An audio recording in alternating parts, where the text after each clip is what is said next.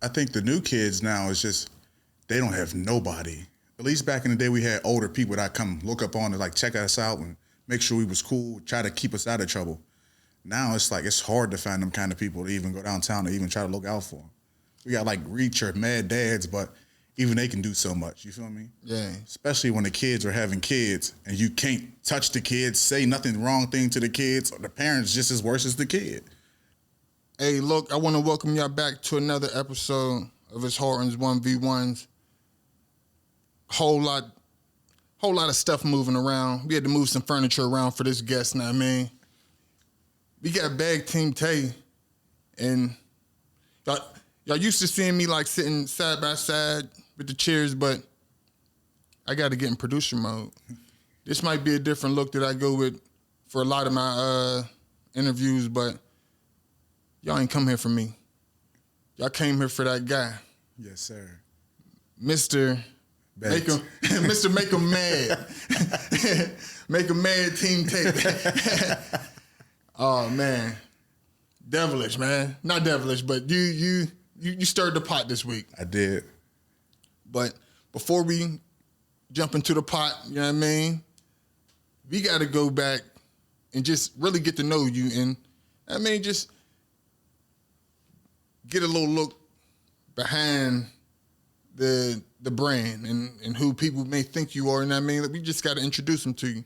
So, with that being said, could I ask you where you from? I'm from the Hill District. The HI. Yes, sir. Hey, man. You know, they say a group of people make it happen. Yes, sir. Is that where you was raised? I was raised in Wilkinsburg. How'd that work?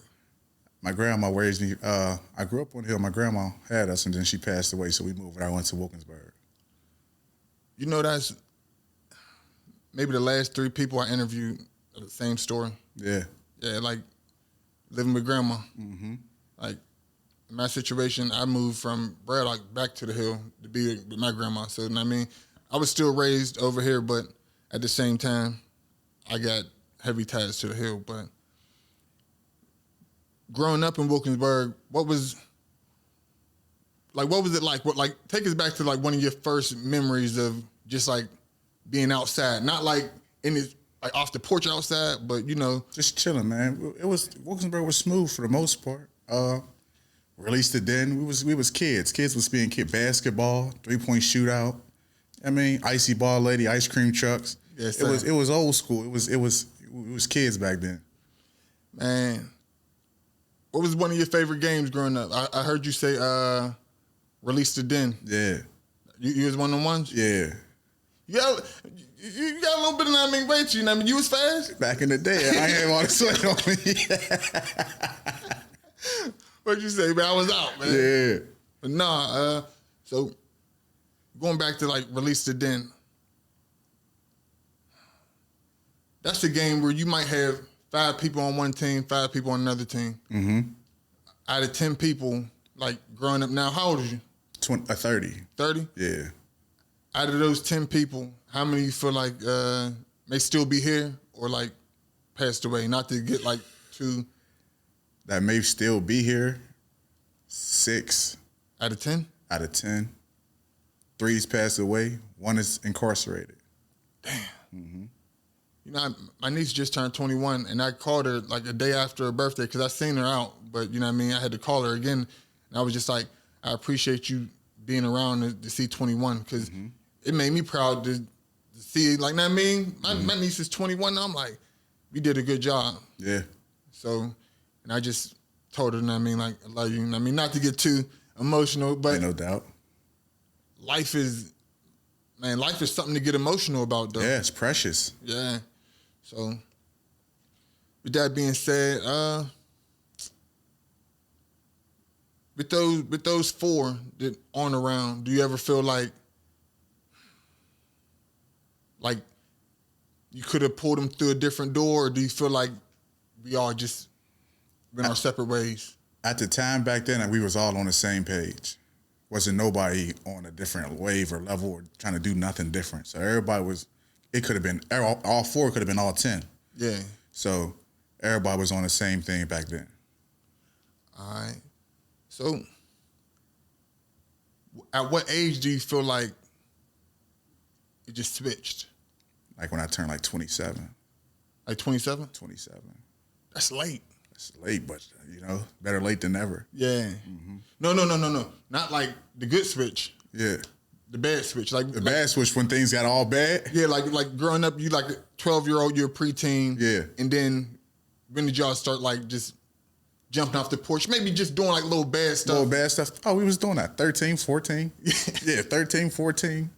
All right. What was one of the wildest things you? I mean, not to get you a beating, not to get you a beating later on when you go home. But I mean, what was the wildest stuff you did as like a teen? Shit, we was selling weed. We was hiding guns in my aunt's house. We was doing some wild stuff back then. So downtown ain't got nothing on you. Nah. Hey, but as an adult, we know better. We do better. Absolutely. Did you speak on that? What, downtown? Yeah. No, not really. I mean, obviously, it was a success. There was no violence. I mean, nothing happened. Mm-hmm. But even with that being in the past, like, how did you feel about it leading up to it, and how you feel about it being like a non-issue? I think the new kids now is just, they don't have nobody. At least back in the day, we had older people that come look up on and like check us out and make sure we was cool, try to keep us out of trouble. Now it's like, it's hard to find them kind of people to even go downtown to even try to look out for them. We got like Reach or Mad Dads, but even they can do so much. You feel me? Yeah. Especially when the kids are having kids and you can't touch the kids, say nothing wrong thing to the kids, or the parents just as worse as the kid. Man, I feel the same way. Yeah. I said the same thing because I want to intervene as a grown man. Like whenever I see bad stuff going on, I'd be like, I want to intervene because I'm trying to save you from what can happen. Yeah, your demise. But if your mom going to air me out on Facebook after I fucking say something to you, it's like I can't touch it. I don't want to even go nowhere near it. You know what I mean? Justice for you whenever it happens, because it's going to happen. Absolutely. Like, and I don't want it to happen. It's inevitable. That's why, as men and like even women in our community, we gotta police ourselves so that we don't gotta worry about being policed by, I mean, a badge. Yeah. And a lot of times in this city, I mean, I know you've seen I posted a status about our city only being 22% black. Mm-hmm. The other percentage, come on now. Like, you don't want to be policed by the other percentages. So No, you don't. let's police ourselves. And we don't like what the outcome that comes with the other percentage. We hate it. So why not become a better community for each other? Man, I feel the same way. Ain't no doubt. So from 14, let's stay in the 14 to 18 range. Mm-hmm.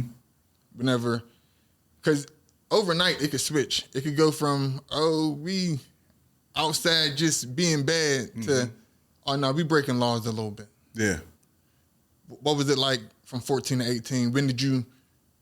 We started breaking the law about 14. That's when stolen cars start coming about. Guns start coming about. Drugs start coming about. So from 14 to 18, it was definitely bad. We was on the wrong track for sure. How you feel like it affected you? I was a product of my environment. That's all we seen, so that's all we knew for the longest time. So we was just following the trend, just following the next person.